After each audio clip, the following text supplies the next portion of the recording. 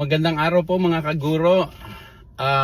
Isang tip lamang po para sa mga nag-a-apply natin ng Teacher 1.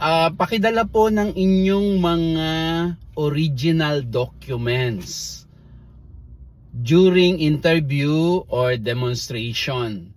Take note, lahat po ng inyong original documents ay dapat po ninyong dalhin para hindi na po kayo magpabalik-balik.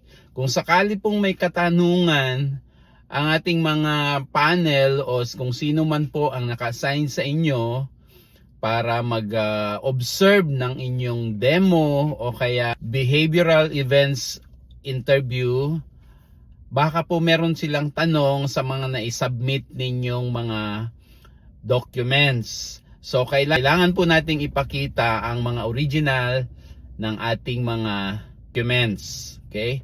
Lalong-lalo na po yung mga hindi magpapa-renew o bagong ngayon pa nag-a-apply para sa Teacher 1 ng DepEd. Okay po? So, para po sa inyong mga katanungan, pwede po kayong mag-comment sa baba at paki-follow po, like at subscribe sa akin pong YouTube channel, Instagram accounts, Facebook page na Tambayan ni Sir.